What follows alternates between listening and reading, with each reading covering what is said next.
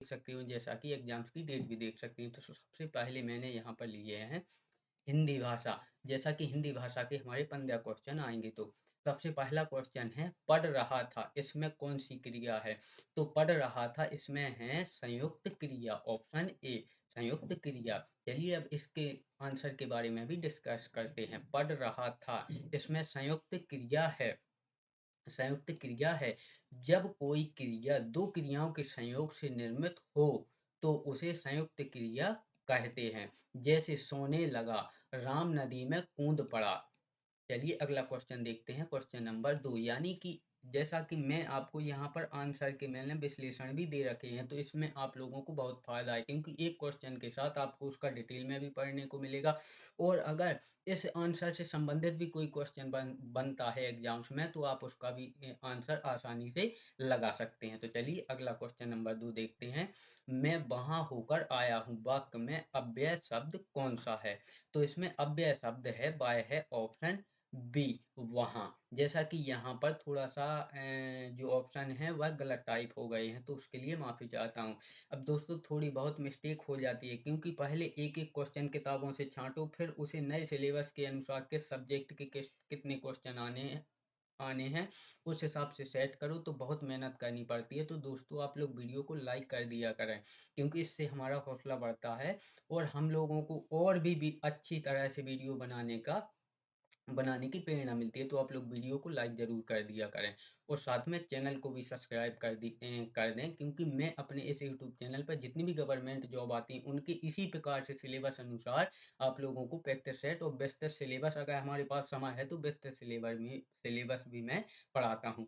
तो यहाँ पर जो इसका राइट आंसर है वह है ऑप्शन बी वहाँ। यानी कि मैं वहाँ होकर आया हूँ, वाक्य में अव्यय शब्द है वह है वहाँ, ऑप्शन वी। जैसा कि यहाँ पर थोड़ा-सा आपको शब्द पे ध्यान देना है, आपको ऑप्शन से कोई मतलब नहीं है।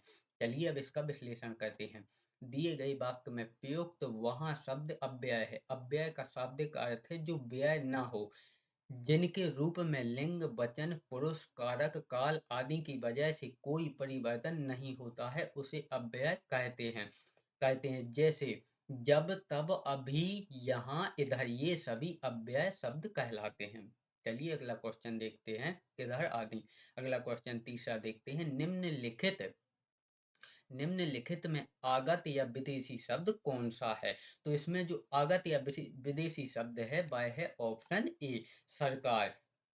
चलिए अब इसके आंसर का विश्लेषण करें, तो सरकार फ़ारसी शब्द है। यानी कि जो हम यहाँ पर सरकार शब्द का प्रयोग करते हैं वो हमारे यहाँ का नहीं है, वह विदेशी भाषा यानी फ़ारसी का शब्द है। तो सरकार फ़ारसी शब्द है, इसलिए इसे विदेशज शब्द की श्रेणी में शामिल किया जाता है। अन्य सभी तत्सम शब्द हैं, बाकी सभी हमारे यहाँ की भाषा के तत्सम यानी कि शुद्ध शब्द हैं। चलिए अगला क्वेश्चन नंबर 4 देखते हैं। विलोम शब्द की दृष्टि से इनमें से सही युग्म है। तो विलोम शब्द की दृष्टि से इनमें जो सही युग्म है वह है ऑप्शन सी आहत। आहत का विलोम होता है निराहत, यह सही है। चलिए अब इसके आंसर का कुछ विस्तृत रूप भी देखते हैं।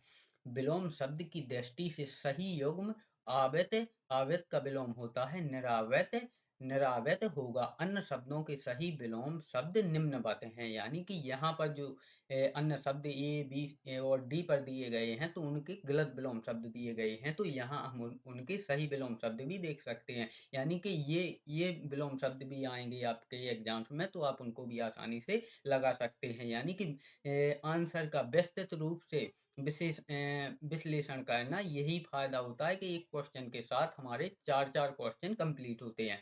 तो विलोम शब्द की दृष्टि से सही युग्म आवत का होता है निरावत होगा। अन्य शब्दों के सही विलोम निम्नवत होंगे। यानी कि संकीर्ण का होगा विकीर्ण और इत्सित का होगा अनिश्चित और दोष का होगा गुण। चलिए अगला क्वेश्चन देखते हैं, पांचवा। वह दंड से बचना चाहता था, इसलिए भाग गया। यह एक संयुक्त वाक्य है। इसका सरल सरल रूप होगा, तो इसका जो सरल रूप होगा वह होगा ऑप्शन बी दंड से बचने के लिए वह भाग गया। यह उसका सरल रूप है। चलिए अब इसके आंसर के बारे में कुछ विस्तार से देखते हैं। दिए गए वाक्य का सरल वाक्य होगा दंड से बचने के लिए वह भाग गया। अगला क्वेश्चन देखते हैं छठवां। धब्बा लगाना मुहावरे का अर्थ क्या है? तो धब्बा लगाने मुहावरे का अर्थ होगा, वह होगा कलंकित करना, ऑप्शन ए। कलंकित करना, ऑप्शन ए। चलिए अब इसके आंसर के बारे में भी विश्लेषण करते हैं। दिया गया मुहावरा धब्बा लगाना का सही अर्थ है कलंकित करना। वाक्य प्रयोग, रोहित ने चोरी करके खुद पर धब्बा लगा दिया, यह उसका वाक्य प्रयोग दिया गया है। चलिए अगला क्वेश्चन देखते हैं सातवां। सुमित्रा में प्रत्यय होगा, तो सुमित्रा में प्रत्यय होगा आ, ऑप्शन ए। चलिए अब इसका विश्लेषण देखें तो सुमित्रा में आ प्रत्यय होगा। सु प्लस मित्र प्लस बड़ा आ, इसमें सु उपसर्ग है, मित्र मूल शब्द है तथा आ प्रत्यय है, यानी कि जो सुमित्रा है इसमें जो सु है वह उपसर्ग है यानी पहले लगाने वाला शब्द, और मित्र है जो वह मूल शब्द है, और आ इसमें प्रत्यय लगाया गया है। चलिए अब क्वेश्चन नंबर 8 से 12 तक निर्देश दिए गए हैं, यानी कि निर्देश प्रश्न संख्या 8 से 12 तक निम्नलिखित पद्यांश को पढ़कर दिए गए प्रश्नों के उत्तर दीजिए, यानी कि इस पद्यांश को पढ़कर 8 से 12 तक के प्रश्नों का उत्तर हमें देना है। पंखों से रे फैले फैले ताड़ों के दल, लंबी लंबी अंगुलियां हैं चौड़े करतल, तड़ तड़ पड़ती धार बारी की, उन पर चंचल टप टप धरती, कर मुख से जल बूंदें झलमल, नाच रहे पागल हो ताली दे दे चल दल, झूम झूम सिर नीम हिलाती सुख से बेहबल, हर सिंगार झरते बेला कली बढ़ती प्रतिफल, हंस मुख हरियाली में खग कुल गाते मंगल। चलिए तो क्वेश्चन नंबर 8वां। कवि ने किसका चित्रण किया है? तो कवि ने इसमें बरसते बादल का चित्रण किया है, ऑप्शन ए। कवि ने बरसते बादल का चित्रण किया है। पंखों से सेरे फैले फैले ताड़े ताड़ों के दल, लंबी लंबी अंगुलियां हैं चौड़े करतल, यानी कि जो कवि हैं उन्होंने यहाँ पर बरसते बादल का चित्रण किया है। Question number 9। कविता में पक्षियों के आनंदित होकर गीत गाने के लिए किस पद का प्रयोग किया गया है? तो इसमें किया गया है खग कुल गाते मंगल, मंगल इस पद का प्रयोग किया गया है। चलिए कुछ इसका विश्लेषण भी देखते हैं। दिए गए पद्यांश के अनुसार खगकुल गाते मंगल पंक्ति में पक्षियों के आनंदित होकर गीत गाने का वर्णन किया है। जैसे वैसे बारिश होती, वैसे वैसे पशु एवं पक्षी आनंदित होकर चहचहाते हुए गीत गाते हैं। चलिए अगला क्वेश्चन देखते हैं 10वां। आनंदित होकर कौन झूम रहा है? तो आनंदित होकर नीम का पेड़ झूम रहा है, ऑप्शन ए। दिए गए पद्यांश के अनुसार नीम आनंदित होकर झूम रहा है, पक्षी गीत गा रहे हैं क्योंकि बारिश हो रही है। Question number 11। तड़ तड़ किस प्रकार का शब्द है? तो तड़ तड़ पुनरोक्त शब्द है, ऑप्शन डी। तड़ तड़ पुनरोक्त शब्द है। चलिए अब इसके आंसर का भी विश्लेषण करते हैं। दिए गए पद्यांश के अनुसार तड़ तड़ में पुनरोक्त शब्द का प्रयोग किया गया है। पुनरोक्त शब्द ऐसे शब्द हैं जिनकी बार बार आवृत्ति होती है, यानी कि पुनरोक्त शब्द ऐसे होते हैं जो शब्द बार बार आते हैं। चलिए क्वेश्चन नंबर 12 वो पद्यांश का अंतिम प्रश्न। बारी है, तो बारी एक संज्ञा है, ऑप्शन ए। बारी एक संज्ञा है। तो अगर हम इसका विस्तृत आंसर का विस्तृत रूप देखें तो दिए गए पद्यांश के अनुसार संज्ञा का उदाहरण बारी है। संज्ञा वे शब्द हैं जो किसी वस्तु, स्थान, व्यक्ति आदि के नाम का बोध कराते हैं, यानी कि संज्ञा वे शब्द हैं जो किसी वस्तु, स्थान, व्यक्ति आदि के नाम का बोध, यानी कि हमें बताते हैं कि यह क्या है। चलिए अगला क्वेश्चन देखते हैं। जैसे यहाँ पर संज्ञा के कुछ नाम भी दिए गए, मोहन, आगरा, तो ये हमें कि ये नाम है तो इसका बोध कराते हैं। चलिए क्वेश्चन नंबर 13। इनमें से अशुद्ध वर्तनी का शब्द है, तो इनमें जो अशुद्ध वर्तनी है वह है सन्यासी, ऑप्शन डी। सन्यासी। अब इसके आंसर का विश्लेषण देखते हैं। विकल्प डी में दिया गया सन्यासी शब्द वर्तनी की दृष्टि से अशुद्ध है। इसका शुद्ध रूप इस प्रकार से है, यानी कि जो सन्यासी लिखा जाएगा उसका शुद्ध रूप इस प्रकार से होगा, इस प्रकार से सन्यासी लिखा जाएगा। चलिए क्वेश्चन नंबर 14। ग्रहों के नाम सदैव होते हैं, तो ग्रहों के नाम सदैव इनमें से कोई भी नहीं होते हैं, यानी कि जो ग्रह हैं उनके नाम ना तो स्त्रीलिंग होते हैं, ना पुल्लिंग होते हैं, ना ही नपुंसक लिंग होते हैं, यानी कि इनमें से कोई भी नाम नहीं होते हैं। चलिए इसके आंसर का विस्तृत रूप देखते हैं। ग्रहों के नाम सदैव स्त्री या पुल्लिंग नहीं होते हैं। जैसे पृथ्वी स्त्रीलिंग है तो शनि पुल्लिंग है, लेकिन ये कोई भी नहीं होते हैं, ना स्त्रीलिंग होते हैं, ना ही पुल्लिंग होते हैं। क्वेश्चन नंबर 15 और प्रैक्टिस सेट 2 में हिंदी भाषा का अंतिम प्रश्न। वाक्य में काम करने वाले को क्या कहते हैं? तो वाक्य में काम करने वाले को कर्ता कहते हैं। ऑप्शन ए वाक्य में काम करने वाले को कर्ता कहते हैं। चलिए इसके आंसर का विश्लेषण देखें। तो वाक्य में काम करने वाले को कर्ता कहते हैं। जिस साधन से क्रिया पूरी की जाती है उसे करण या कारण कहते हैं। Option option A. चलिए अब हमारी यहाँ से 30 नंबर की विज्ञान स्टार्ट हो गई। अब आप लोग सोच रहे होंगे कि वर्ग 3 का चयन परीक्षा का जो नया सिलेबस आया है 2025 में, तो उसमें उसमें साइंस के 30 क्वेश्चन यानी विज्ञान के 30 क्वेश्चन क्यों दिए गए हैं? तो 30 क्वेश्चन इसमें विज्ञान के इसलिए दिए गए हैं क्योंकि इसमें जो वर्ग 3 की चयन परीक्षा है इसमें विज्ञान के लिए उन्होंने अलग से जगह दी है, इसलिए उन्होंने इसमें विज्ञान को 30 नंबर का ऐड किया है।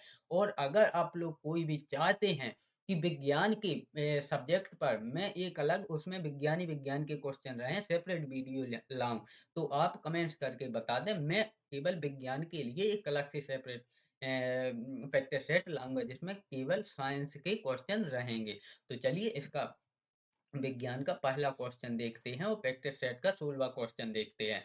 तो 16वां क्वेश्चन है बैरोमीटर का उपयोग किसको मापने के लिए किया जाता है? तो बैरोमीटर का उपयोग वायुमंडलीय दाब को मापने के लिए प्रयोग किया जाता है। Option B. क्वेश्चन नंबर 17 द्रव्यमान और भार के संबंध में निम्नलिखित में से कौन सा कथन सही है? तो इसमें ऑप्शन सी कथन सही है। द्रव्यमान अपरिवर्तनीय होता है, यानी कि जो हमारा द्रव्यमान होता है, द्रव्यमान और भार में अंतर होता है। तो इसे हमें एक अलग चैप्टर में समझना पड़ेगा। फिलहाल मैं आप लोगों को संक्षेप में बताऊं तो जो हमारा द्रव्यमान होता है वह कभी भी नहीं बदलता है, चाहे हम पृथ्वी पर रहें या चंद्रमा पर रहें या शुक्र पर रहें या शनि पर रहें, हमारा द्रव्यमान कभी भी नहीं बदलता है। जबकि भार पृथ्वी पर अलग रहेगा, चंद्रमा पर चंद्रमा पर अलग रहेगा, यानी कि भार बदलता है लेकिन द्रव्यमान कभी भी नहीं बदलता है। तो इसका जो राइट आंसर है वह है ऑप्शन सी। क्वेश्चन नंबर 18 यदि कोई वस्तु 2 सेकंड में 15 मीटर प्रति सेकंड तक त्वरित होती है तो इसका इसका त्वरण मीटर प्रति सेकंड में ज्ञात करें। तो इसका इसका जो त्वरण है वह मीटर प्रति सेकंड में होगा 12.5 मीटर प्रति सेकंड। Option A. 12.5 मीटर प्रति सेकंड। Option A. त्वरण 12.5 मीटर प्रति सेकंड त्वरित होगा। क्वेश्चन नंबर 19 किसी वस्तु का द्रव्यमान और उत्पन्न त्वरण का गुणनफल उस पर लगने वाले डॉट डॉट डॉट के बराबर होता है। तो उस पर लगने वाले बल के बराबर होता है। Option A. चलिए अब इसके आंसर का कुछ विस्तृत रूप भी देखते हैं। तो न्यूटन के गति विषयक द्वितीय नियम अनुसार किसी वस्तु पर आरोपित बल F यानी कि फोर्स उस वस्तु के द्रव्यमान तथा उसमें बल की दिशा में उत्पन्न त्वरण के गुणनफल के बराबर होता है। इसे हम निम्न सूत्र से व्यक्त कर सकते हैं। तो जो न्यूटन का गति विषयक द्वितीय नियम है उसको हम F बराबर यानी कि फोर्स बराबर m यानी कि द्रव्यमान और त्वरण त्वरण द्वारा व्यक्त कर सकते हैं, यानी कि फोर्स बल बराबर द्रव्यमान गुणे त्वरण। चलिए अगला क्वेश्चन 20वां हम देखते हैं। यदि किसी वस्तु का वेग 2 गुना कर दिया जाता है तो इसकी गतिज ऊर्जा डॉट डॉट डॉट हो जाती है। तो इसकी गतिज ऊर्जा 4 गुना हो जाती है। ऑप्शन डी इसकी गतिज ऊर्जा 4 गुना हो जाती है। यदि किसी वस्तु का वेग 2 गुना कर दिया जाता है तो उसकी गतिज ऊर्जा 4 गुना हो जाती है। चलिए क्वेश्चन नंबर 21 एक झील में पानी पर लौह कीलों से भरी एक नाव तैर रही है। जब लौह कीलें हटाई जाती हैं तो पानी का स्तर डॉट डॉट डॉट होगा। तो पानी का स्तर गिरता है। ऑप्शन वी पानी का स्तर गिरता है। Option we. क्वेश्चन नंबर 22 निम्नलिखित में से कौन सी ऊष्माक्षेपी प्रतिक्रिया की विशेषता है? तो इसमें जो ऑप्शन ए है यानी कि ऊष्मा उत्सर्जन का मतलब होता है ऊष्मा शोषी प्रतिक्रिया, यानी कि जिसमें ऊष्मा निकलती है उसे हम ऊष्माक्षेपी प्रतिक्रिया कहते हैं, और जिसमें ऊष्मा का शोषण होता है उसे ऊष्मा शोषी अभिक्रिया कहते हैं। तो इन दोनों को आप याद रखें, यानी कि जिसमें कोई भी क्रिया हो रही है जिसमें ऊष्मा यानी कि ताप निकल रहा हो तो उसे हम ऊष्मा क्षेपी अभिक्रिया कहते हैं। जिसमें ऊष्मा का शोषण हो रहा हो उसे ऊष्मा शोषी अभिक्रिया कहते हैं या प्रतिक्रिया कहते हैं। फिलहाल हमारे इसका आंसर है ऊष्मा क्षेपी का है। तो जिसमें ऊष्मा उत्सर्जित होती है उसे ऊष्मा क्षेपी अभिक्रिया कहते हैं। जैसा कि यहाँ आंसर का विस्तृत रूप भी दिया गया, ऊष्मा का उत्सर्जन ऊष्मा क्षेपी प्रतिक्रिया की विशेषता है। क्वेश्चन नंबर 23 है। दो वोल्टेज यानी विभवांतर के दो बिंदुओं के बीच 10 डिग्री सेल्सियस आवेश ले जाने के लिए कितना कार्य जूल में करना पड़ेगा? तो यह 20 जूल कार्य करना पड़ेगा। ऑप्शन ए 20 जूल कार्य करना पड़ेगा। क्वेश्चन नंबर 24, शिस्तर चुंबकीय क्षेत्र की उपस्थिति में वर्णक्रमीय रेखा के कई घटकों में विभाजित होने के प्रभाव को आप क्या कहते हैं? तो इसे कहते हैं जीमन प्रभाव। ऑप्शन डी जीमन प्रभाव। Option D. क्वेश्चन नंबर 25, दो क्रमागत शेंगों के बीच की क्षैतिज दूरी क्या क्या कहलाती है? तो दो शेंगों के बीच की क्षैतिज दूरी तरंग दैर्घ्य कहलाती है। ऑप्शन बी तरंग दैर्घ्य कहलाती है। चलिए अब हम इसको आंसर को विस्तृत रूप में भी समझते हैं। दो क्रमागत शेंगों के बीच की क्षैतिज दूरी तरंग दैर्घ्य कहलाती है। तरंग दैर्घ्य अंतरिक्ष में या तार के साथ प्रसारित तरंग संकेत के आसन्न चक्रों में समान बिंदुओं आसन्न शिखर के बीच की दूरी है। वायरलेस सिस्टम में यह लंबाई आमतौर पर मीटर, सेंटीमीटर या मिलीलीटर में प्रदर्शित होती है। चलिए क्वेश्चन नंबर 26वां देखते हैं। सफेद रोशनी में साबुन के बुलबुले किस कारण में रंगहीन दिखते हैं? तो यह दिखते हैं व्यतिकरण के कारण। ऑप्शन डी व्यतिकरण के कारण। Option D. क्वेश्चन नंबर 27, पानी के एक मोल उबसम में कितने अणु मौजूद हैं? तो पानी के एक मोल उपसम में 6.02 गुणे 10 की घाते 23 अणु होते हैं। Option A. चलिए अब इसके आंसर का विश्लेषण करें। पानी के एक मोल में 6.02 गुणे 10 की घाते 23 अणु मौजूद होते हैं। मोल को पदार्थ की मात्रा के रूप में परिभाषित किया जा सकता है, जिसमें उतने ही कण होते हैं जितने 12 ग्राम कार्बन समस्थानिक में होते हैं। इसे अवोगाद्रो नियतांक के रूप में भी जाना जाता है और एन द्वारा निरूपित किया जाता है। हर यौगिक के एक मोल में अणुओं की संख्या समान होती है। चलिए अब देखते हैं क्वेश्चन नंबर 28वां। ऊर्ध्वपातन क्या है? तो ऊर्ध्वपातन किसी पदार्थ का ठोस से सीधे गैस अवस्था में परिवर्तन होना ऊर्ध्वपातन कहलाता है। जैसा कि कपूर को अगर हम जलाएंगे तो वह ठोस अवस्था में सीधा गैस अवस्था में चला जाएगा, तो उसे इसी क्रिया को ऊर्ध्वपातन कहते हैं। चलिए इसके आंसर का विश्लेषण करें। किसी पदार्थ का ठोस से सीधे गैस व्यवस्था में परिवर्तन ऊर्ध्वपातन कहलाता है। इस घटना को नौशादर, जैसा कि मैंने आपको समझाया अभी कि नौशादर कपूर या नेप्थलीन में देखा जा सकता है। यानी कि नौशादर कपूर या नेप्थलीन को अगर हम जलाएंगे तो वह ठोस से द्रव अवस्था में नहीं आएगा, सीधा गैस अवस्था में बन के उड़ जाएगा। तो देखा जा सकता है ऊर्ध्वपातन प्रक्रिया में बर्फ बिना पानी बने सीधे जल वाष्प में बदल जाती है, जैसा कि मैंने आपको अभी समझाया। निक्षेपण यह गैस को ठोस में बदलने की प्रक्रिया है। यानी कि अगर हम किसी ठोस को सीधा गैस में बदलेंगे तो वह कहलाएगा ऊर्ध्वपातन, और अगर किसी गैस को सीधे ठोस में बदलेंगे तो वह कहलाएगा निक्षेपण क्रिया। तो इनको भी आप याद रखें। बाष्पीकरण यह द्रव को गैस में बदलने की प्रक्रिया है। यानी कि अगर कोई द्रव अवस्था से सीधा गैस में बदलता है तो वह कहलाएगा बाष्पीकरण, और अगर कोई ठोस सीधा गैस में बदलता है तो वह कहलाएगा ऊर्ध्वपातन, और अगर कोई गैस सीधा ठोस में बदलता है तो उसे हम कहेंगे निक्षेपण। तो इन तीनों पॉइंटों को भी आप याद रखें, क्योंकि इससे भी एग्जाम्स में क्वेश्चन बन सकते हैं। क्वेश्चन नंबर 29, कृत्रिम वृक्क यानी कि आर्टिफिशियल किडनी द्वारा रक्त से यूरिया को किस प्रकार निकाला जाता है। तो यह निकाला जाता है परासरण द्वारा। ऑप्शन बी, परासरण द्वारा। चलिए अब इसके कुछ आंसर का विश्लेषण करें।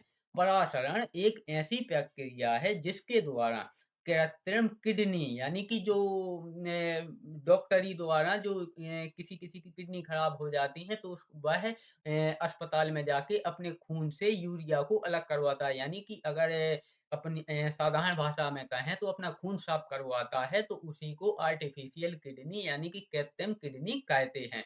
तो वह पराशयन प्रक्रिया द्वारा साफ किया जाता है। तो कृत्रिम किडनी के द्वारा शरीर से अवशिष्ट पदार्थ को बाहर निकाला जाता है। अपशिष्ट पदार्थों को निकालने के लिए अर्धपारगम्य झिल्ली से बनी ट्यूबों की एक श्रृंखला को डायलिसिस समाधान में रखा जाता है और शुद्ध रक्त को वापस शरीर में पंप किया जाता है, जैसा कि मैंने आपको समझाया। चलिए अगला क्वेश्चन देखते हैं, 30वां। जब डॉट डॉट डॉट की अधिक मात्रा का सेवन किया जाता है तो यह चपा चयापचयी प्रक्रिया को धीमा कर देता है और केंद्रीय तंत्रिका तंत्र की अवनति करता है। तो यह है एथेनॉल। एथेनॉल एथेनॉल जिसे हम शराब भी कहते हैं। तो ऑप्शन डी। चलिए अब इसके आंसर का भी विश्लेषण करते हैं।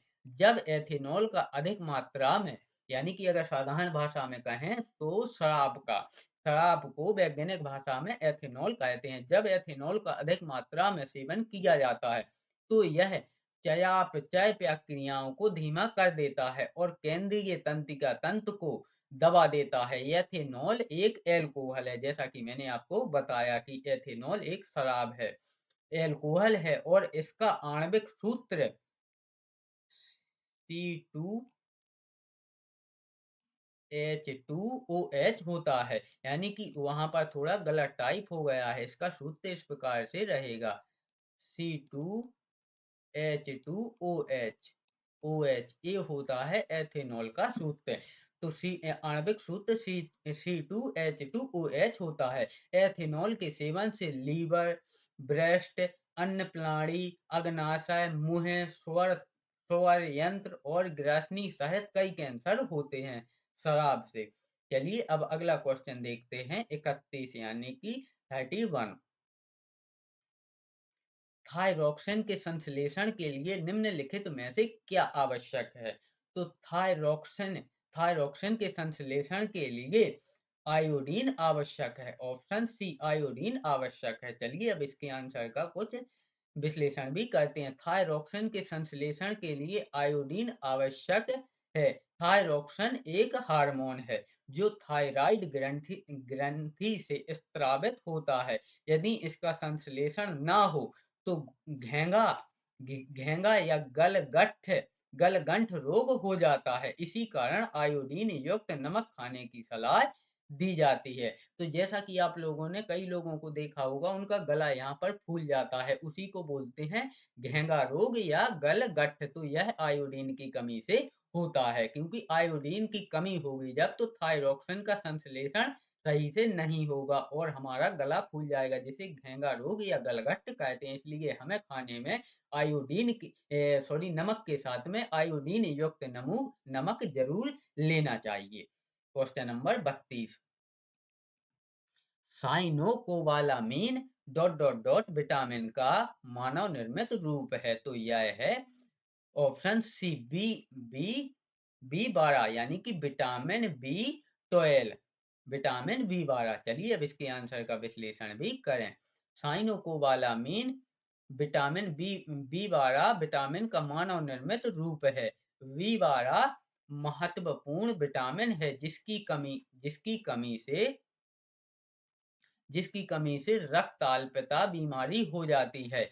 यह विटामिन तंत्रिका तंत्र के संतुलन के लिए आवश्यक होती है। इसके लिए दूध दूध, दही, मठा आदि का सेवन करना चाहिए। यानी कि जो साइनोकोबालामीन है यह विटामिन बी 12 में पाया जाता है। अगर इसकी कमी रहेगी हमारे शरीर में तो हमारे शरीर में खून की कमी हो जाएगी, यानी कि रक्ताल्पता की बीमारी हो जाएगी। और इसे पूरा करने के लिए हमें दूध लेना चाहिए, दही लेना चाहिए और मठा का अधिक से अधिक सेवन करना चाहिए। चलिए क्वेश्चन नंबर 33वां।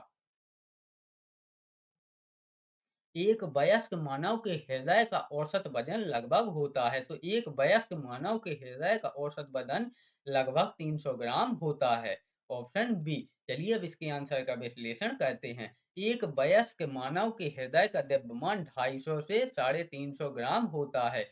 दिल को अक्सर मुट्ठी के आकार के रूप में वर्णित किया जाता है। यह लंबाई में 12 सेंटीमीटर, चौड़ा 8 सेंटीमीटर और मोटाई में 6 सेंटीमीटर होता है। अधिकांश जानवरों में हृदय एक पेशीय अंग है, जो संचार प्राणी की रक्त वाहिकाओं के माध्यम से रक्त रक्त पंप करता है। पंप किया गया रक्त शरीर में ऑक्सीजन और पोषक तत्व पहुंचाता है, जबकि कार्बन डाइऑक्साइड जैसे चयापचय अपशिष्ट को फेफड़ों तक ले जाता है। मनुष्यों, अन्य स्तनधारियों और पक्षियों में हृदय 4 कक्षों में विभाजित होता है। ऊपरी, बाएं और दाएं आलिंद और निचला बाएं और दाएं निलय। यानी कि जो ऊपर के भाग होते हैं इसके दाएं और बाएं आलिंद होते हैं, और जो नीचे के भाग होते हैं वह बाएं और दाएं निलय होते हैं। चलिए अगला क्वेश्चन 34वां देखते हैं। इसमें कौन भू संसाधनों के उत्पादक और उपभोक्ता हैं? तो वह है सी, मानव। यानी भू भू संसाधनों का, यानी कि पृथ्वी के संसाधनों का उत्पादक और उपभोक्ता है वह है मानव। Option C. Question number 35। शैवाल यानी कि समुद्री शैवाल के आधार पर मौजूद जड़ जैसी संरचना क्या कहलाती है? जो शैवाल को पत्थर जैसे किसी कठोर अवस्तर से चिपका कर रखती है, तो वह कहलाती है hold fast. Option D, hold fast. Option D. Question number 36। उस धातु का नाम बताएं जिसे आसानी से चाकू से काटा जा सकता है। तो इसका तो शायद आप लोगों को सभी को पता है होता है कि सबसे कोमल धातु है जिसे चाकू से आसानी से काटा जा सकता है, वह है सोडियम। Option C, sodium. चलिए अब इसके बारे में हम कुछ विस्तृत जानते हैं। और धातु का नाम सोडियम है जिसे चाकू से काटा जा सकता है। सोडियम एक मृदु धातु है। सोडियम रासायनिक रूप से अति सक्रिय धातु है। यह प्रकृति में मुक्त अवस्था में नहीं पाया जाता है। सोडियम को प्रायः मिट्टी का तेल केरोसिन में डालकर रखा जाता है। खुले में रखने पर यह अविस्फोटन उत्पन्न करता है। यानी कि जो सोडियम होता है उसको हम ऐसे ही खुली जगह में नहीं रख सकते हैं। इसे हमें मिट्टी के तेल में डुबो कर रखना पड़ेगा। नहीं तो यह जो हवाएं होती हैं, इन हवा में जो हमारी ऑक्सीजन है उससे अभिक्रिया करके यह विस्फोट उत्पन्न करता है। इसलिए हम इसे खुले में नहीं रख सकते हैं। चलिए अगला क्वेश्चन देखते हैं 37वां। निम्न में से किस यौगिक में केवल एक कार्बन कार्बन एकल आबंध होता है? तो यह होता है एथेन में। ऑप्शन वी, यह होता है एथेन में। चलिए इसके आंसर का विश्लेषण करें। एथेन में 2 कार्बन परमाणु होते हैं और एक कार्बन कार्बन एकल आबंध होता है। प्रोपेन एक हाइड्रोकार्बन है जिसमें 3 कार्बन परमाणु होते हैं और 2 कार्बन कार्बन एकल आबंध होता है। मेथेन में एक कार्बन परमाणु होता है और कार्बन कार्बन आबंध नहीं होता है। ब्यूटेन में 4 कार्बन परमाणु होते हैं और 3 कार्बन कार्बन एकल आबंध होता है। तो यह होता है एथेन में, यानी कि कार्बन का एकल आबंध एथेन में होता है। Question number 38। इनमें से कौन सा विकल्प ओमेगा 3 वसा अम्लों का सबसे अच्छा स्रोत है? तो वह है सारडीन। Option C, sardine. चलिए इसके आंसर का विश्लेषण देखें तो दिए गए विकल्पों में से सारडीन ओमेगा 3 वसा अम्ल का अच्छा स्रोत है। ओमेगा 3 वसा अम्ल एक प्रकार का फैटी अम्ल है जो हमारे शरीर में हार्मोन्स का निर्माण करता है, साथ ही साथ शारीरिक और मानसिक विकास में मदद करता है मदद करता है। इसके प्रमुख स्रोत हैं, यानी कि जो सार्डिन के प्रमुख स्रोत हैं वह हैं सार्डिन, अखरोट, अलसी, हरीबी, शलजम, हरी पत्तेदार सब्जियों और शैवाल इत्यादि। दिए गए विकल्पों के अनुसार सार्डिन सबसे अच्छा स्रोत है जिसमें ओमेगा 3 वसा अम्ल पाया जाता है, अतः विकल्प सी सही है। क्वेश्चन नंबर 39, निम्नलिखित में से कौन सा एक कीटनाशक है? तो इसमें जो डीडीटी है वह एक कीटनाशक है। यहाँ पर थोड़ा सा जो जो हमारे विकल्प हैं वह थोड़ी सी गलत टाइप हो गए हैं। तो चलिए आप यहाँ पर केवल जो आंसर है उस पर ध्यान दें। तो इसका जो राइट आंसर है वह है बी, यानी डीडीटी एक कीटनाशक है। चलिए अब इसके बारे में हम विस्तार से पढ़ते हैं। डीडीटी डीडीटी यानी कि डाइफेनी ट्राइक्लोरो ट्राइक्लोरोथीन पहला आधुनिक कीटनाशक था जो मलेरिया के विरुद्ध प्रयोग किया गया था, किंतु बाद में यानी 1950 के बाद इसे कैसी कीटनाशी के रूप कृषि कीटनाशी रूप में प्रयोग करने लगे थे। यानी कि जो डीडीटी थी यह पहले मलेरिया मलेरिया की दवा के रूप में प्रयोग की जाती थी, लेकिन बाद में इसे 1950 से इसे कीटनाशक के रूप में प्रयोग किया जाने लगा। डीडीटी एक कीटनाशक है, डीडीटी एक प्रदूषक भी है, अतः विकल्प बी सही है। क्वेश्चन नंबर 40, NH3 में नाइट्रोजन की संयोजकता कितनी है? तो NH3 में नाइट्रोजन की जो संयोजकता है वह है 3। चलिए अब इसका हम कुछ आंसर का विश्लेषण करते हैं। NH3 में तत्वों के परस्पर संयोजन करने की क्षमता संयोजकता कहलाती है। नाइट्रोजन अपना अष्टक पूरा करने के लिए हाइड्रोजन से 3 इलेक्ट्रॉन ग्रहण करता है, अतः नाइट्रोजन की संयोजकता 3 है। नाइट्रोजन के बाह्य कोश में 5 इलेक्ट्रॉन होते हैं, अतः नाइट्रोजन का एक परमाणु हाइड्रोजन के 3 परमाणु से एक एक इलेक्ट्रॉन साझा करता है या ग्रहण करता है। इस प्रकार इसकी संयोजकता है 3। अब इसे आप समझिए, जैसे नाइट्रोजन का जो परमाणु क्रमांक होता है वह होता है 7। तो जब हम अगर अष्टक के अनुसार हम देखें तो इसकी जो जो जो इसका पहला इसकी जो पहली कक्षा है उसमें रहेंगे 2, उसमें रहेंगे 2 2 2 इलेक्ट्रॉन। और जैसा कि आपको पता है कि अष्टक में पहले में 2, दूसरे में 8, फिर 8 8 इस प्रकार से डालते हैं। तो इसमें दूसरे के लिए 8 है नहीं, तो इसमें है 5, इसमें दूसरे में रहेंगे 5, तो 5 और 2 7। अब इसको इसमें 8 8 पूरे करने के लिए हाइड्रोजन से 3 परमाणु लेकर इसको अपना अष्टक पूरा करना पड़ेगा। तब इसकी अंतिम कक्षा में 8 हो जाएंगे। तो इसका जो स्ट्रक्चर बनेगा वह बनेगा इस प्रकार से, नाइट्रोजन 7, यानी कि पहली में 2 रहेंगे तो इसके तीनों साइड एक एक हाइड्रोजन आ जाएगा। इस प्रकार से इसका स्ट्रक्चर बनेगा और एक यहाँ पर आ जाएगा और 5 इसके इसके पास पहले से थे। तो 5 एक और हाइड्रोजन का मिल गया तो 6 हो गया, एक ये मिल गया तो 7 हो गया और एक ये मिल गया तो 8 हो गया। इस प्रकार से इसकी बाहरी कक्षा में 8 पूरे हो जाएंगे और यह संतुष्ट हो जाएगा। चलिए अब बाकी इसका एक चैप्टर अलग है, अगर आप लोग ये चाहते हैं कि इसे विस्तृत में पढ़ें तो आप लोग कमेंट करके बता दें, मैं इस पर संयोजकता निकालने पर एक अलग से सेपरेट वीडियो बना दूंगा जिसमें मैं आपको सभी की संयोजकता समझा दूंगा। यहाँ पर थोड़ा सा माउस से टाइप करने में दिक्कत होती है तो यहाँ टाइप नहीं कर सकते हैं, लेकिन मेरी कोशिश इतनी रहती है कि मैं बच्चों को अधिक से अधिक सिखा सकूं। तो चलिए अगला क्वेश्चन देखते हैं, 41वां। हमें प्लास्टिक का उपयोग करने से बचना चाहिए क्योंकि? तो हमें प्लास्टिक का उपयोग करने से इसलिए बचना चाहिए क्योंकि क्योंकि एंजाइम प्लास्टिक का विघटन कर पाने में असक्षम होते हैं, यानी कि जो इसे सड़ाते गलाते हैं एंजाइम होते हैं, वह प्लास्टिक को विघटित यानी कि खत्म नहीं कर पाते हैं, इसलिए हमें प्लास्टिक का उपयोग करने से बचना चाहिए।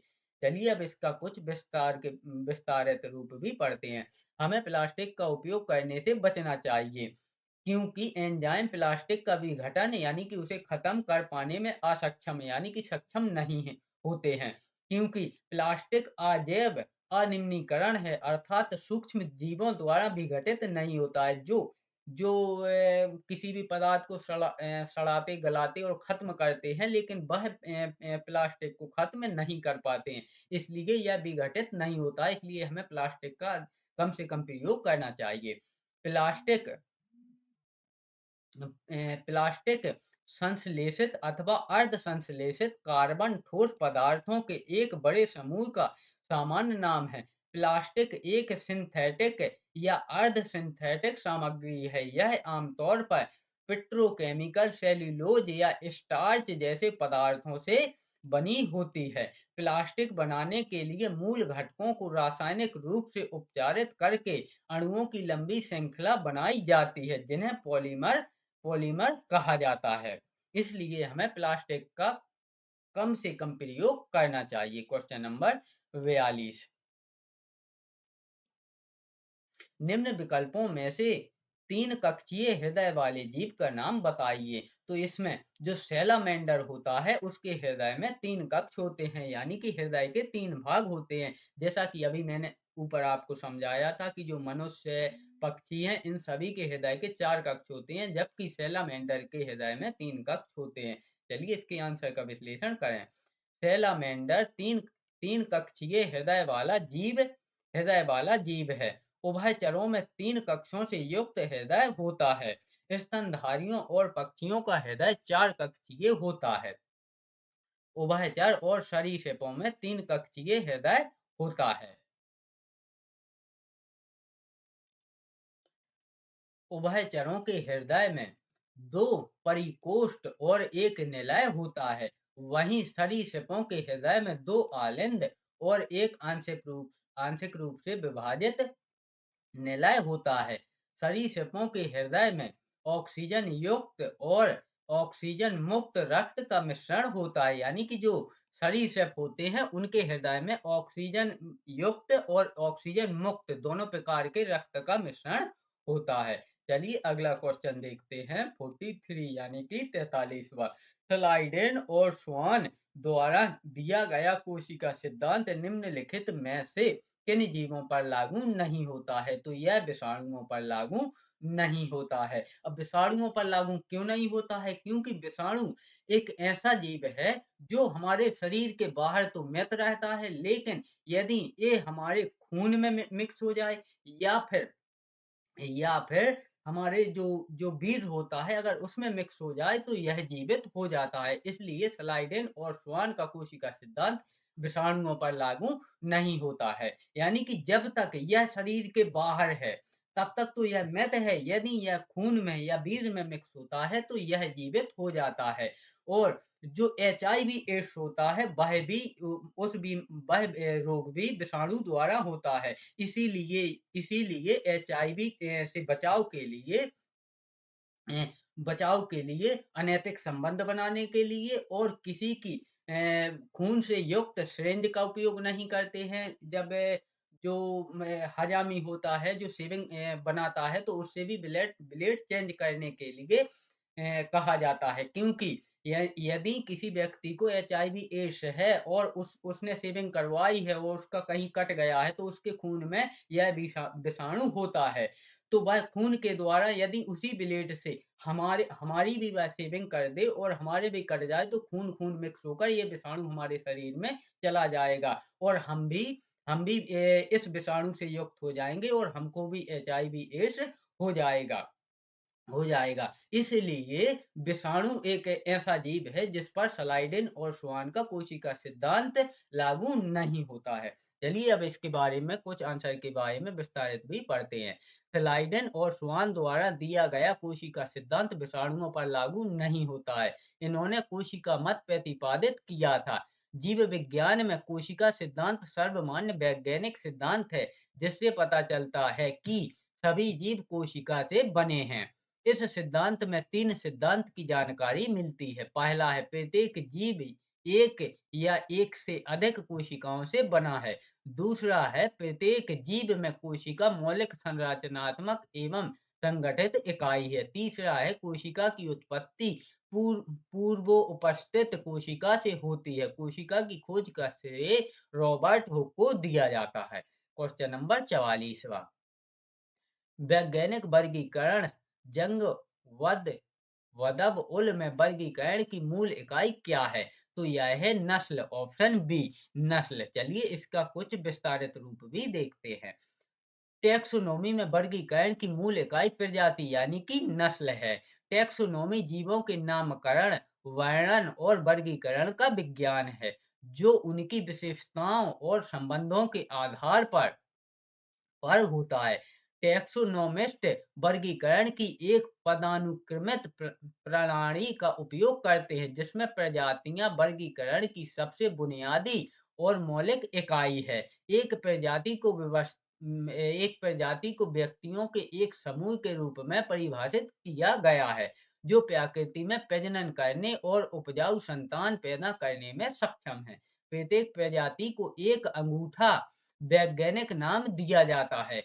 सॉरी, अनूठा अनूठा वैज्ञानिक नाम दिया जाता है, जिसमें 2 भाग होते हैं, जीन्स और प्रजातियां, जो एक एक साथ एक द्विपद नाम बनाते हैं। उदाहरण के लिए मनुष्य का वैज्ञानिक नाम होमो सेपियंस है, जहां होमो जीन्स है और सेपियंस प्रजाति है।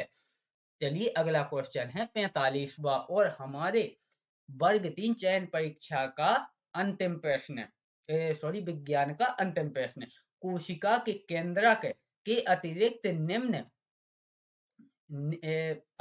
निम्न में से किन 2 कोशिकाओं को के अपने डीएनए और राइबोसोम होते हैं? तो यह होते हैं लवक और माइटोकॉन्ड्रिया के। ऑप्शन ए लवक और माइटोकॉन्ड्रिया के। चलिए अब हम इसको कुछ विस्तारित रूप से पढ़ते हैं। कोशिका के केंद्रक के अतिरिक्त लवक और माइटोकॉन्ड्रिया कोशिकांगों के अपने डीएनए और राइबोसोम होते हैं। डीएनए कोशिका की आनुवंशिक सामग्री होती है, जो कोशिका के केंद्रक और माइटोकॉन्ड्रिया के भीतर भीतर मौजूद होते हैं। तो चलिए इस प्रकार हमने वर्ग 3 की चयन परीक्षा का प्रैक्टिस सेट नंबर 2 की पहले 15 क्वेश्चन हिंदी के कंप्लीट किए, फिर 30 क्वेश्चन विज्ञान के कंप्लीट किए। अब इस प्रकार हमारे 45 क्वेश्चन कंप्लीट हुए। अब 45 से 65 तक हमारे सामाजिक विज्ञान के 20 क्वेश्चन रहेंगे। जैसा कि मैंने आपको बताया था कि जैसा हमारा नया 2025 का सिलेबस आया है, उसी प्रकार बिल्कुल सिलेबस के अनुसार मैंने ये प्रैक्टिस सेट सेट किए हैं। तो आपको ये नहीं लगेगा ये प्रैक्टिस सेट पढ़ते समय कि हम एग्जाम हॉल में बैठे हैं। आप लोगों को ऐसा लगेगा जैसे हम एग्जाम से ही दे रहे हैं। चलिए तो वीडियो अगर पसंद आए तो वीडियो को लाइक करें और चैनल को सब्सक्राइब करें और आपके किसी भी फैमिली या रिलेटिव ने भी वर्ग 3 का फॉर्म भर रखा है तो उनके साथ भी यह वीडियो शेयर करें। और आपको इसी यूट्यूब चैनल पर प्रतिदिन इसी प्रकार से सिलेबस अनुसार प्रतिदिन एक नया प्रैक्टिस सेट इसी प्रकार से छांट के एक-एक क्वेश्चन लेकर ये प्रैक्टिस सेट मिलेंगे। तो चलिए सामाजिक विज्ञान यानी क्वेश्चन नंबर 46वां सामाजिक विज्ञान का पहला क्वेश्चन। शहरी क्षेत्रों के लिए स्थानीय सरकारी निकायों को किस नाम से जाना जाता है? तो इसे जाना जाता है नगर पालिका के नाम से। ऑप्शन ए नगर पालिका के नाम से। क्वेश्चन नंबर 47, नीति आयोग के उपाध्यक्ष के पद पर कौन होता है? तो नीति आयोग के उपाध्यक्ष के जो पद पे होता है वह होता है एक अधिकारी जो कैबिनेट मंत्री के पद का होता है, कैबिनेट मंत्री पद का होता है। क्वेश्चन नंबर 48वां, भारत के संविधान में किस प्रकार की नागरिकता का प्रावधान है? तो भारत के संविधान में संविधान में ऑप्शन ए यानी कि एकल एकल नागरिकता का प्रावधान है। ऑप्शन ए एकल नागरिकता का प्रावधान है। चलिए अब इसका कुछ विश्लेषण करते हैं। भारत के संविधान में एकल नागरिकता का प्रावधान है। एकल नागरिकता ब्रिटेन के संविधान से ली गई है। इसमें केंद्र और राज्य की एक ही नागरिकता होती है। वहीं यूएलए के संविधान में दोहरी नागरिकता का प्रावधान है। केंद्र व राज्यों की अलग-अलग नागरिकता होती है। अब इसे अपनी साधारण भाषा में समझिए। यानी कि जो भारत का संविधान है उसमें एकल नागरिकता होती है, यानी कि पूरे भारत में एक ही नागरिकता रहेगी। वही आपकी पूरे भारत में चलेगी। ऐसा नहीं है कि मध्य प्रदेश की अलग जैसे हम लोग मध्य प्रदेश के निवासी हैं, तो मध्य प्रदेश की अलग नागरिकता रहेगी और भारत की अलग रहेगी। तो ऐसा हमारे भारत के संविधान में नहीं है। भारत के संविधान में एकल नागरिकता है, यानी कि एक ही नागरिकता, यानी कि एक ही वोटर आईडी आपकी पूरे भारत में चलेगी। जबकि यूएलए एक देश है, उसके संविधान में दोहरी है, यानी कि वहाँ के जो राज्य हैं तो उनके उनके जो नागरिक हैं, राज्य की अलग नागरिकता होगी और देश की अलग नागरिकता होगी। लेकिन भारत में यह नागरिकता एकल होती है। और ये ली किस देश से गई है? तो यह ब्रिटेन, यानी कि वर्तमान में इंग्लैंड से ली गई, इंग्लैंड के संविधान से ली गई है। तो यह भी आप याद रखें। कभी-कभी ये भी पूछ लेता है कि भारत की एकल नागरिकता नागरिकता कहाँ से ली गई है? तो यह ब्रिटेन के संविधान से ली गई है। चलिए अगला क्वेश्चन 49वां। भारत में दहेज निषेध अधिनियम कब पारित हुआ था? तो भारत में दहेज अधिनियम 1961 में पारित हुआ था। ऑप्शन ए 1961 में पारित हुआ था। Question number 50। Question number 50। भारतीय अर्थव्यवस्था के स्वरूप के बारे में निम्नलिखित में से कौन सा एक विकल्प सही सही है? तो यह है मिश्रित अर्थव्यवस्था, यानी कि जो भारत की अर्थव्यवस्था है वह है मिश्रित अर्थव्यवस्था। तो चलिए अब कुछ इसका विस्तारित रूप भी देखते हैं। भारतीय अर्थव्यवस्था के स्वरूप के बारे में मिश्रित अर्थव्यवस्था विकल्प सही है। इसका अर्थ ये है कि भारत में निजी एवं शासकीय उपक्रम मिलकर कार्य करते हैं। इसमें समाजवादी और पूंजीवादी दोनों अर्थव्यवस्था दोनों के गुण समाहित हैं। मिश्रित अर्थव्यवस्था का मुख्य उद्देश्य सामाजिक जन कल्याण के साथ लाभ कमाना है। चलिए अगला क्वेश्चन देखते हैं 51वां। दोहरी गणना के परिणाम स्वरूप राष्ट्रीय आय होती है। तो दोहरी गणना के स्वरूप राष्ट्रीय आय होती है, वह होती है अति प्राक्कलित। ऑप्शन ए अति प्राक्कलित। ऑप्शन ए अति प्राक्कलित। Option A. Question number 52। UNESCO विरासत स्थल सौर मंदिर राज्य में स्थित है। तो यूनेस्को विरासत स्थल सौर मंदिर है, वह है तमिलनाडु में स्थित। ऑप्शन डी तमिलनाडु में स्थित। Option D. चलिए अब इसको कुछ विस्तारित रूप में देखते हैं। यूनेस्को विरासत स्थल सौर मंदिर तमिलनाडु राज्य में स्थित है। यह पल्लव स्थापत्य कला का अद्भुत नमूना है। सौर मंदिर को दक्षिण भारत के सबसे प्राचीन मंदिरों में से एक माना जाता है। अगला क्वेश्चन है 53, यानी कि 53। समाजवादियों के अनुसार राज्य का कार्य है। तो समाजवादियों के अनुसार राज्य का कार्य है सामाजिक उद्देश्य से उत्पादन संचालित करना। सामाजिक उद्देश्य से उत्पादन संचालित करना। चलिए अब इसको कुछ विस्तार में देखते हैं। समाजवाद की मांग यह है कि उत्पादन के संसाधनों का उपयोग न केवल सामूहिक नियंत्रण में रहना चाहिए, बल्कि उन पर सामूहिक स्वामित्व भी होना चाहिए और उनका संचालन तटस्थ भाव से सर्वहित को ध्यान में रखकर किया जाना चाहिए। अगला क्वेश्चन है 54। बस्तील के विध्वंस के बाद सन 1789 की गर्मियों में कौन सा सबसे महत्वपूर्ण कानून अस्तित्व में आया? तो सबसे महत्वपूर्ण कानून जो अस्तित्व में आया वह आया सेंसरशिप की समाप्ति। ऑप्शन ए सेंसरशिप की समाप्ति। Option A. Question number 55। अक्टूबर क्रांति के दौरान किस जहाज ने विंटर पैलेस में गोलीबारी की? तो वह की अरोड़ा अरोड़ा जहाज ने। ऑप्शन ए अरोड़ा जहाज ने। Question number 56। औद्योगिकीकरण के सबसे पहले चरण में इंग्लैंड के इनमें से कौन से उद्देश्य मुख्य उद्योग थे? तो वह थे कपास और धातु उद्योग। ऑप्शन ए कपास और धातु उद्योग। Option A. Question number 57। Seleucus Nicator का समकालीन था। तो सेल्यूकस निकेटर का समकालीन था, वह था चाणक्य। Option B Chanakya. चलिए अब इसका कुछ विस्तारित रूप देखते हैं। सेल्यूकस निकेटर चाणक्य और चंद्रगुप्त मौर्य के समकालीन था, इसलिए क्योंकि चाणक्य चंद्रगुप्त मौर्य के सलाहकार थे। सेल्यूकस यूनानी शासक सिकंदर का सेनापति था, जो चंद्रगुप्त के द्वारा पराजित किया गया था। हार के बाद सेल्यूकस ने चंद्रगुप्त मौर्य के साथ संधि की, जिसके जिसके तहत उसने उसे अफगानिस्तान और बलूचिस्तान के क्षेत्र सौंप दिए। Question number 58। विक्रमशिला विश्वविद्यालय की स्थापना किसने की और नालंदा विश्वविद्यालय को पुनर्जीवित किया? तो यह किया था धर्मपाल ने। ऑप्शन ए धर्मपाल ने। ऑप्शन ए धर्मपाल ने विक्रमशिला विश्वविद्यालय की स्थापना की और नालंदा विश्वविद्यालय को पुनर्जीवित किया। विक्रमशिला की स्थापना धर्मपाल ने 8वीं-9वीं शताब्दी में की थी। ये भारत के बिहार में भागलपुर के पास कहलगांव में स्थित है।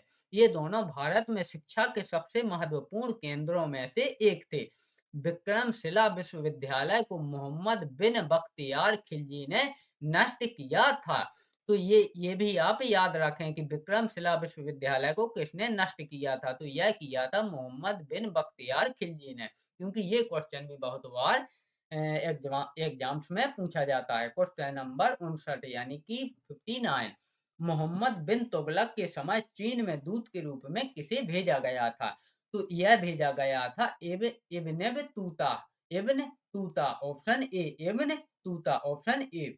तो इसका कुछ विस्तारित विश्लेषण भी करें। मोहम्मद बिन तुगलक ने चीन के युआन राजवंश के एक दूत भेजने का फैसला किया।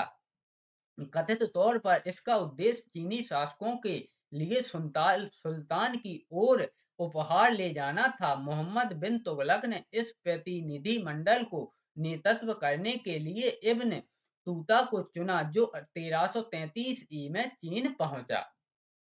क्वेश्चन नंबर यहाँ पर थोड़ा सा टाइपिंग मिस्टेक हो गई है। क्वेश्चन नंबर ये है 60 यानी कि 60। ब्रिटिश साम्राज्य के दौरान भारत का आर्थिक अपवाह का सिद्धांत किसने प्रस्तुत किया था? तो यह किया था दादा भाई नौरोजी ने। ऑप्शन बी दादा भाई नौरोजी ने। चलिए अब इसका विस्तारित रूप भी देखते हैं। ब्रिटिश साम्राज्यवाद के दौरान भारत का आर्थिक अपवाह का सिद्धांत दादा भाई नौरोजी द्वारा प्रस्तुत किया गया था। Question number 61। प्रायद्वीपीय पठार का सबसे दक्षिणतम बिंदु निम्नलिखित में से किस पहाड़ी द्वारा चिन्हित किया जाता है? तो यह चिन्हित किया जाता है नीलगिरी द्वारा। ऑप्शन सी नीलगिरी द्वारा। चलिए अब इसका कुछ विस्तारित रूप भी देखते हैं। प्रायद्वीपीय पठार का सबसे दक्षिणतम बिंदु नीलगिरी की पहाड़ियों द्वारा चिन्हित किया जाता है। नीलगिरी पर्वत माला पश्चिम घाट श्रृंखला का हिस्सा है। चलिए अब देखते हैं क्वेश्चन नंबर 62 यानी कि 62। निम्नलिखित में से कौन सा कारक भारत में सूती वस्त्र उद्योग के स्थानीयकरण को बढ़ावा देने वाले कारकों में से एक नहीं है? तो वह है ऑप्शन बी शुष्क जलवायु। ऑप्शन बी शुष्क जलवायु। Option B. Question number 63। उच्चतम गुणवत्ता वाला कठोर कोयला निम्नलिखित में से कौन सा है? तो वह है एंथ्रासाइड। यानी कि जो एंथ्रासाइड कोयला है वह उच्चतम गुणवत्ता वाला कठोर कोयला है। Question number 64। Belt, downs, pampas आदि शब्द संबंधित है। तो यह है घास के मैदानों से। ऑप्शन ए घास के मैदानों से। Option A. क्वेश्चन नंबर 65 और सामाजिक विज्ञान का अंतिम प्रश्न। जीवाश्म ईंधन के जलने से होने वाले प्रदूषण को कम करने के तरीके की पहचान करें। तो यह है दहन प्रक्रिया की दक्षता में वृद्धि करके, ऑप्शन सी। दहन प्रक्रिया की दक्षता में वृद्धि करके, ऑप्शन सी। Option C. चलिए अब इसके बारे में कुछ विस्तारित रूप में भी पढ़ते हैं। जीवाश्म ईंधन से होने वाले प्रदूषण को कम किया जा सकता है। जीवाश्म ईंधन के दहन से कई हानिकारक प्रदूषक उत्पन्न होते हैं, जैसे carbon monoxide, nitrogen oxide, sulphur dioxide और हाइड्रोकार्बन आदि। आज हमारे देश को जिन पर्यावरणीय समस्याओं का सामना करना पड़ रहा है, उनमें से कई हमारी जीवाश्म ईंधन दहन का परिणाम है। इन प्रभावों में ग्लोबल वार्मिंग, वायु गुणवत्ता में गिरावट, तेल रिसाव और अम्ल वर्षा शामिल है। इस प्रकार हमारे सामाजिक विज्ञान के 20 क्वेश्चन भी विश्लेषण के साथ कंप्लीट हुए। चलिए अब क्वेश्चन नंबर 66 से देखते हैं अंग्रेजी भाषा। तो चलिए पहले डायरेक्शन पढ़ते हैं। Direction question number 62 to 72। Choose the correct option to fill in the blanks, यानी कि क्वेश्चन नंबर 66 से 72 तक खाली स्थान है, तो उसमें हमें चुनकर उसमें उसका आंसर भरना है। तो question number 66। Well I was walking along the beach I heard a voice। तो इसमें आएगा वह आएगा familiar, option D familiar. Question number 67। Private companies do not produce नेब varieties and inputs as a result of their own research। तो इसका जो right answer होगा वह होगा entirely, option C. entirely, option C. Question number 68। the boy broke the window was scolded by father for negligence। तो इसमें इसमें पहले खाली स्थान में रहेगा हु, दूसरे में रहेगा हेज और तीसरे में भी रहेगा हेज, यानी कि ऑप्शन बी। पहले खाली स्थान में हु आएगा, दूसरे में हेज आएगा और तीसरे में भी हेज आएगा। यानी कि the boy who broke the window was scolded by his father for his negligence. Question number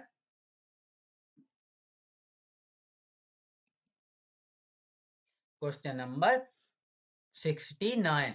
Why the time the plane arrived I nearly had despaired being able to board it। तो इसमें आएगा of, option B. इसमें आएगा खाली स्थान में of. Question number 70। We enjoyed the gondola ride the long waiting time for tickets। तो इसमें आंसर रहेगा option C despite, option C. Question number 71। if Shruti had worked hard she got the job। तो इसका जो right answer रहेगा वह रहेगा B would have, option B would have, option B. Question number 72। The students requested the school management to conduct a exam mock test। तो इसमें रहेगा pre exam mock test, option D pre exam mock test. अब direction question number 73 to 77। Read the given poem and answer the question that follow by selecting the most appropriate option। यानी कि पहले हमें इसमें जो जो गद्यांश दिया गया है उसको पढ़ना है, उसके बाद उसी से क्वेश्चन नंबर 73 से 77 तक उसी में से क्वेश्चन छांट के देना है। तो human nature is the human nature to desired forbidden fruit, to hunger for a blossom so offset with passion that we forget the pain which inevitably arises once we tease ourselves with the thought of it, or taste a tiny part of it, and we becomes the predator eating yet us like a carnivore that saves the head for last soaring the brain to feed its own, and we still craving illicit nectar, enjoying the fact that it is devouring us। और इसके जो लेखक हैं वह हैं CG grant. चलिए question number 73, another word in the poem that suggests forbidden it। तो इसका जो आंसर रहेगा वह रहेगा illicit, option A illicit। Question number 74, it becomes the predator means। तो इसका जो राइट आंसर रहेगा वह रहेगा ऑप्शन बी, यानी कि strong emotions influence one negatively, option B. Question number 75, an example of personification in the poem is। तो इसका जो राइट आंसर रहेगा वह रहेगा option B, saves the head, option B saves the head. Question number 76, eating it us like a carnivore refers to। तो इसका जो right answer रहेगा वह रहेगा option C, being attacked by a human enemy, option C. Question number 76 और poem का अंतिम प्रश्न, we still craving illicit nectar can be explained by focusing on the bird। तो इसका जो राइट आंसर है वह है option C, craving, option C craving. Question number 78, which set of words is the example of noun. तो इसमें जो example है वह है मोबाइल, होनेस्टी और वाटर, यानी कि नाउन यानी संज्ञा का एग्जाम्पल है वह है ऑप्शन सी, मोबाइल, होनेस्टी और water. Question number 79, select the most appropriate option that can substitute the underlined bracket segment in the given sentence। either Sumit और अमित will give। तो यहाँ पर देयर के बारे में हमें पढ़ना, मतलब ये देयर की जगह हमें सही आंसर को रखना है। तो will give their assistance in the unloading the goods from the truck।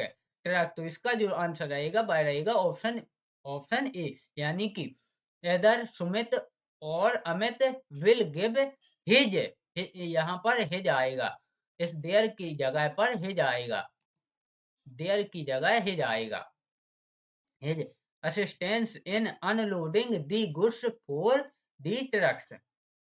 Question number 80 और प्रैक्टिस सेट नंबर 2 का इंग्लिश भाषा का अंग्रेजी भाषा का अंतिम प्रश्न, given below are a few sentence identify the parts of speech of the underlined words, choose the response A, B, C or D, which is the most appropriate expression, cash machines permit people who withdraw money it यानी time. तो इसका जो right answer रहेगा वह रहेगा option A, यानी कि verb, option A. तो इस प्रकार से हमारी जो वर्ग 2 की इंग्लिश है 15 नंबर की, वह भी कंप्लीट हुई। अब हमारी 20 नंबर की मात्र गणित बची हुई है। चलिए तो उसको भी हम कंप्लीट करते हैं। तो क्वेश्चन नंबर 81, 81 और गणित का पहला प्रश्न। एक कंपनी द्वारा एक कंपनी द्वारा काम पर रखने की प्रक्रिया के बाद कुछ उम्मीदवारों को चुना गया था।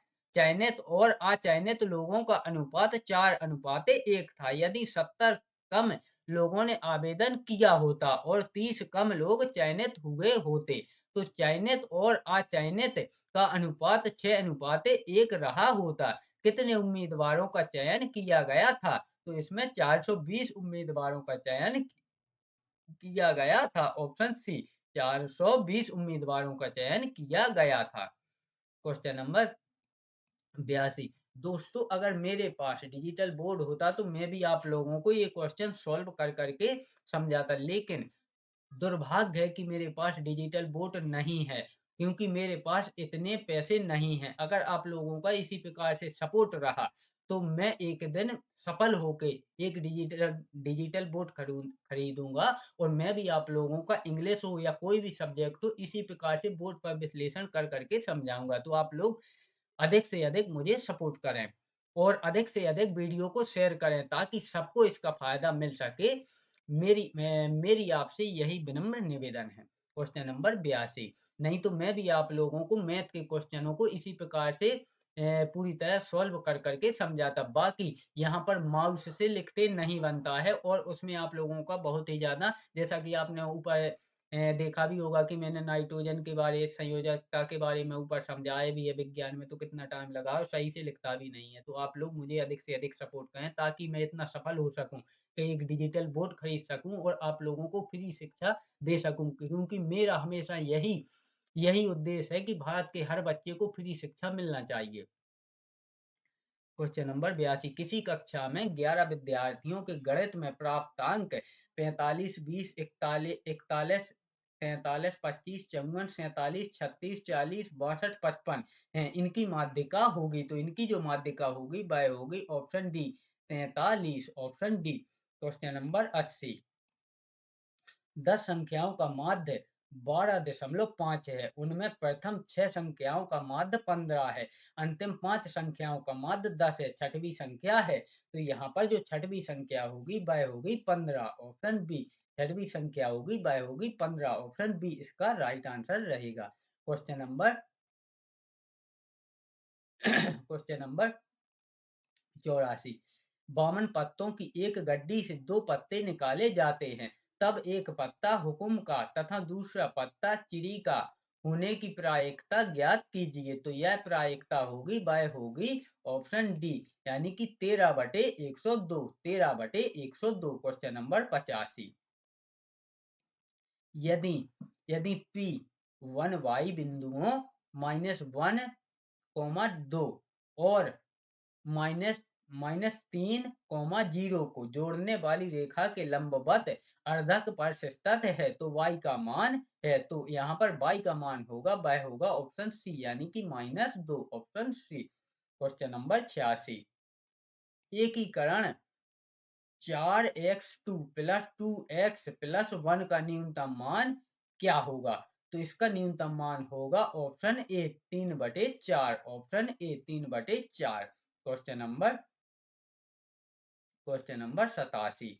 यदि a+b बराबर 0, तो A square plus B square plus C square बटा A square B square plus B square C square plus C square और ए स्क्वायर का मान होगा। तो इसका जो मान होगा वह होगा ऑप्शन बी, यानी कि 2। Option B. Question number 88।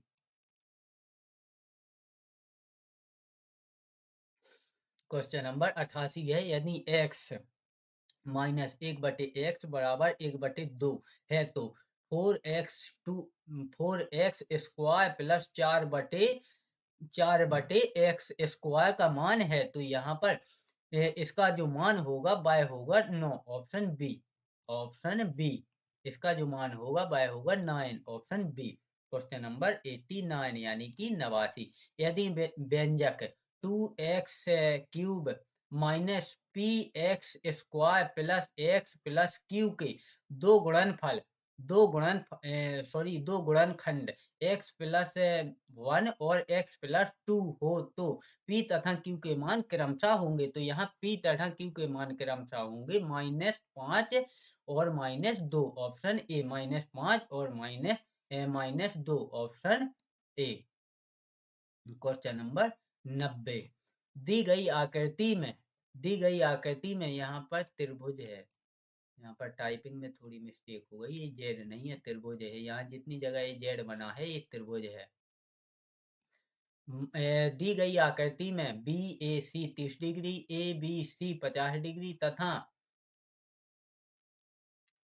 C D E 25 degree हो तो ए डी क्या होगा? तो यह होगा 105, ऑप्शन ए, यानी कि ए डी होगा 105। क्वेश्चन नंबर 91, 7 सेंटीमीटर लंबी एक जीवा वृत्त के केंद्र पर 60 डिग्री का कोण बनाती है। वृत्त की त्रिज्या सेंटीमीटर में क्या होगी? तो यहाँ वृत्त की त्रिज्या सेंटीमीटर में होगी 7, ऑप्शन सी, सेंटीमीटर में होगी 7, option C. Question number 92, 16 centimetre ऊंचाई वाले एक ठोस शंकु के आधार की परिधि 33 सेंटीमीटर है। तदनुसार उस शंकु का आयतन कितने सेंटीमीटर है तो इसका सॉरी, आयतन कितने सेंटीमीटर क्यूब, यहाँ पर क्यूब होगा। ये यहाँ पर जो 3 लिखा है ना, ये सेंटीमीटर क्यूब होगा, सेंटीमीटर क्यूब है। तो यह होगा 462 centimetre, option C, 462 centimetre. Question number 93, प्रथम 10 संख्याओं की बारंबारता प्रथम 10 संख्याओं के वर्गों के रूप में हो वर्गों के रूप में हो तो इनका समानांतर माध्य ज्ञात कीजिए। तो इनका जो समानांतर माध्य होगा वह होगा 7.85, ऑप्शन ए, 7.85, ऑप्शन ए। अब है 94, एक 40 मीटर ऊंचाई वाले टावर के शीर्ष का उसके पाद से x मीटर दूरी पर स्थित बिंदु पर बना उन्नयन कोण 60 डिग्री है। यदि टावर के शीर्ष से उस बिंदु की दूरी y मीटर हो तो x प्लस y का मान ज्ञात करो। तो इसका जो x प्लस y का मान होगा वह होगा 40√3 metre, option A, 40√3 metre, option A. एक वर्ग का क्षेत्रफल 100 वर्ग सेंटीमीटर है तो उसके विकर्ण की लंबाई ज्ञात करें। तो इसके जो विकर्ण की लंबाई होगी वह होगी 10√2 centimetre, option A, 10√2 centimetre, 10√2 centimetre. दो संख्याओं के वर्गों का योग 557 तथा गुणनफल 266 है। संख्याएं होंगी तो यह जो संख्याएं होंगी वह होगी 19 और 14, ऑप्शन डी, 19 और 14, ऑप्शन डी। क्वेश्चन नंबर 97, यदि 3 क्रमागत धनात्मक प्राकृतिक संख्याओं के योग का वर्ग उन संख्याओं के वर्गों के योग से 292 अधिक है तो तीनों में से सबसे बड़ी संख्या कौन सी है? तो इनमें सबसे बड़ी संख्या होगी वह होगी option D, 8, option D, 8। Question number 98, किसी संख्या के घन और वर्ग में अंतर उसकी दोगुनी संख्या के वर्ग के बराबर देखा गया है। तो संख्या, तो यहाँ पर संख्या होगी 5, ऑप्शन बी, संख्या होगी 5, ऑप्शन बी। क्वेश्चन नंबर 99, स्वयंभू ने अपनी संपत्ति का 1/4 भाग अपनी पुत्री को दिया, 1/2 भाग अपने पुत्रों को दिया और 1/5 भाग दान कर दिया। तदनुसार उसने कुल कितना भाग दे दिया? तो उसने कुल भाग दे दिया 19/20, option B, 19/20, option B. Question number 100, और आज का हमारा वर्ग 3 चयन परीक्षा का प्रैक्टिस सेट नंबर 2 का अंतिम प्रश्न। क्वेश्चन नंबर 100, अर्जुन, भरत और चंदू ने एक क्रिकेट मैच खेला। अर्जुन और भरत द्वारा स्कोर किए गए रनों का अनुपात 1:2 है। भरत और चंदू द्वारा स्कोर किए गए रनों का अनुपात 3:4 है। अगर वे मिलकर 204 रन बनाते हैं तो चंदू ने अर्जुन से कितने रन अधिक बनाए हैं? तो अर्जुन ने चंदू से 60 रन अधिक बनाए हैं, ऑप्शन बी 60 रन अधिक बनाए हैं, ऑप्शन बी। इस प्रकार से हमारा वर्ग 3 चयन परीक्षा का प्रैक्टिस सेट नंबर 2 सिलेबस अनुसार कंप्लीट हुआ। अगर आप सभी को ये वीडियो पसंद आया हो तो वीडियो को लाइक करें और चैनल को सब्सक्राइब करें प्रतिदिन ऐसे ही सिलेबस अनुसार नए-नए प्रैक्टिस सेट पाने के लिए। और रही बात वर्ग 3 की चयन परीक्षा की, तो आप लोग अधिक से अधिक प्रैक्टिस सेट देखें, क्योंकि हमारे पास इतना समय नहीं बचा है कि हम विस्तृत सिलेबस कंप्लीट कर सकें। तो आप लोगों को मेरे इस यूट्यूब चैनल पर प्रतिदिन एक नया सिलेबस नए नए सिलेबस के अनुसार तैयार प्रैक्टिस सेट मिलेगा। तो और अगर आपके कोई परिवार या मित्रगण किसी ने भी अगर वर्ग 3 चयन परीक्षा का फॉर्म डाला हो तो उनके साथ भी ये वीडियो शेयर करें। और मैं अपने इस यूट्यूब चैनल पर जितनी भी गवर्नमेंट जॉब आती हैं उन सभी को सिलेबस अनुसार, अगर उनके पास अगर एग्जाम्स में समय है तो विस्तृत सिलेबस भी पढ़ाता हूँ। और जब हमारा एग्जाम नज़दीक आता है तो मैं सिलेबस अनुसार प्रैक्टिस सेट भी इसी यूट्यूब चैनल पर उपलब्ध करवाता हूँ। और साथ में कक्षा 8वीं से लेकर 12वीं के बच्चों को भी फ्री कोचिंग देता हूँ। तो आप मेरे वीडियो को शेयर करके मेरी हेल्प कर सकते हैं। और आपके घर में भी जो बच्चे हैं, क्योंकि मेरा उद्देश्य हमेशा यही रहता है कि बच्चे-बच्चे तक फ्री शिक्षा पहुँच सके। तो वीडियो अंत तक बने रहने के लिए धन्यवाद।